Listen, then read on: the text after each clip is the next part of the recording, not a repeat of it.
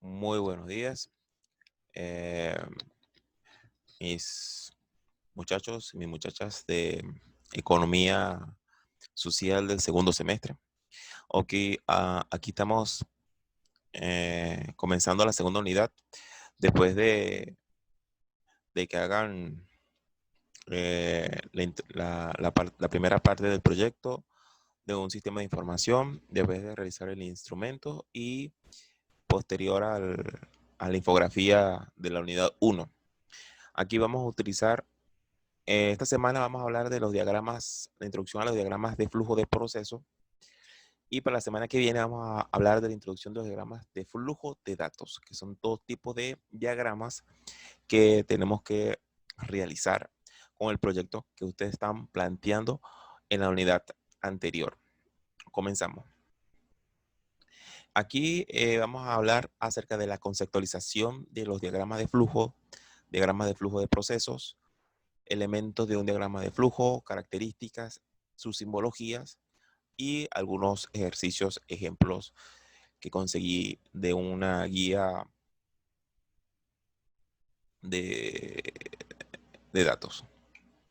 El objetivo de aprendizaje, explicar los conceptos referentes a los diagramas de flujo, eh, identificar los elementos de un diagrama de flujo, ejemplificar los diagramas de flujo de proceso.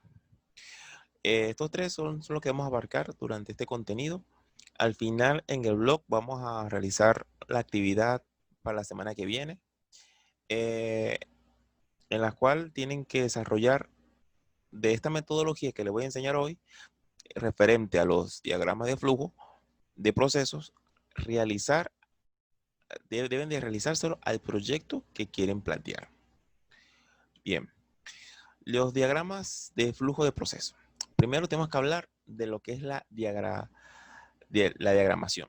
La diagramación es una forma de representar gráficamente hechos, situaciones, movimientos, relaciones o fenómenos de todo tipo por medio de símbolos que clarifican la interrelación entre diferentes factores y unidades administrativas, así como la relación causa-efecto que prevalece entre ellos. Es decir, aquí tenemos que establecer la relación de cada uno de los hechos, actividades, procesos que se desarrollan dentro de una organización mediante símbolos gráficos que simbolizan un proceso o una actividad en sí. Este, y ahí obviamente que se conjuga una relación o causa-efecto en las cuales hay una comunicación dividida entre lo que se está haciendo y lo que se va a hacer. Algunas ventajas de esta diagramación es la capacitación del personal de un nuevo ingreso a la empresa o en el puesto. Esto se refiere a que a veces es más fácil explicarle a una persona que está ingresando o hasta mismo un cliente del proceso de cómo se lleva a cabo una actividad a nivel visual que explicárselo de manera oral. Verificación del proceso real, aspecto del proceso diseñado, detección de actividades o grupos de actividades que reducen la calidad y la productividad, facilita la coordinación y la comunicación y facilitan el análisis de acciones de mejoramiento.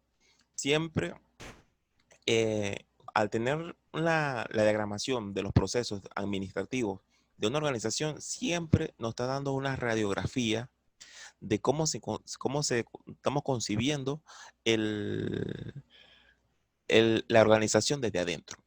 Por tal motivo, siempre hay que estar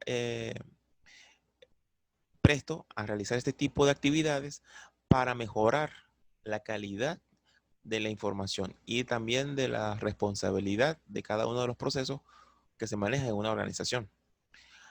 Aspectos importantes. El primer paso de la diagramación, que es muy importante, es determinar los límites de los procesos que se realizará. Esto es esto es muy unido a lo que eran las características de los diagramas de flujo, si se recuerdan. Aquí hablamos que tienen que ser finitos. Todos los diagramas de flujo tienen que ser finitos. Luego se deben de establecer los productos que salen del proceso y los insumos. Aquí estamos hablando de las actividades y de lo que se quiere hacer. Resulta muy importante no tratar de detallar demasiado el mismo, conservando el mismo nivel de detalle en todo el diagrama. Es decir, hay que ser explicar lo esencial, pero sin detallar tanto, porque si no, el diagrama va a ser muy largo y va a ser muy complejo su explicación y su entendimiento. Lo mejor es hacer un diagrama lo más sencillo posible, explicando lo más esencial de un proceso. En vez de, una vez que se tiene el diagrama con un nivel de detalle uniforme, cada uno de estos cuadros de actividades pueden ser considerados un proceso. Es obligatorio verificar los diagramas respecto de la realidad, con el propósito de corregir cualquier mala interpretación u omisión que pudieran obtener. Siempre que se culmine con el diagrama, hay que revisarlo a ver si lo que se está plasmando en un papel o en un diagrama, en este caso, es realmente lo que se está concibiendo en la realidad, en la organización. Es por eso que es importante tenerlo siempre revisado. Ahora vamos con los símbolos usados en los diagramas de flujo. Eh, un diagrama de flujo elaborado en un lenguaje gráfico incoherente o no accesible transmite un mensaje deformado e impide comprender un procedimiento que se pretende estudiar. De ahí la necesidad de contar con símbolos que tengan un significado preciso y de convenir reglas claras para utilizarlos. Aquí vamos a hablar de acerca de varios tipos de diagramas de flujo que se utilizan actualmente cuando se quieren establecer gráficamente los procesos en una organización. Primero vamos a hablar del, del modelo ASME, que es que significa la Sociedad Americana de Ingeniería Mecánica. Estos son los gráficos que se realizan, los diagramas de flujo, a nivel de aparte de ingeniería, para explicar los procesos mecánicos de una industria mecánica o productiva para explicar los procesos que se manejan allí. Aquí tenemos varios símbolos. Este círculo indica las principales fases o métodos de producción. Este cuadrado indica lo que es la inspección, verifica la calidad y cantidad cantidad de algo. Esta flecha, desplazamiento o transporte, indica el movimiento de los empleados. Eh, este, este símbolo significa depósito provisional o espera, es decir, la demora de desarrollo de hechos. Y este triángulo hacia abajo es un almacenamiento permanente, es decir, donde se está depositando un documento o la información de un archivo. En otro tipo de gráfico podría hacerse que este es una base de datos. Aquí tenemos otros gráficos, origen de un documento, decisión o autorización de un documento, esta flecha dentro de un ovalado, entrevista y destrucción del documento. Este es el método ASME. Es bueno, ojo, en esta sección no vamos a agarrar todos los símbolos para realizar un diagrama de proceso, pero es bueno conocer de dónde viene cada uno de estos símbolos y que sepan que no solamente hay un solo método para realizar diagramas de flujo. Tenemos el método AMSI, que AMSI significa el American National Standard Institute. Este método ya lo veníamos trabajando desde el semestre pasado cuando vimos la asignatura de algoritmo. Este es el que se utiliza más a menudo para determinar procesos en cualquier nivel, tanto en el ámbito administrativo, organizacional y de programación, por la sencillez y la claridad de cómo se puede abordar este tema. Aquí tenemos los símbolos. Este elipsis significa el comienzo, el inicio o el fin de un diagrama de flujo. Aquí tenemos para declarar o escribir o imprimir los datos. Esto significa el proceso o la operación de una actividad. Este significa una decisión cuando queremos indicar si algo es mayor o menor o tenemos si es esto o no. Este símbolo significa imprimir documento.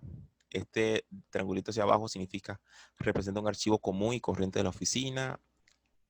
Esto acá sí es un mensaje, este símbolo acá. Esta es una nota aclaratoria cuando quieres especificar un proceso. Línea de comunicación. Esto acá es cuando se nos acaba la hoja y queremos comenzar en otra hoja. Utilizamos estos dos tipos de conectores.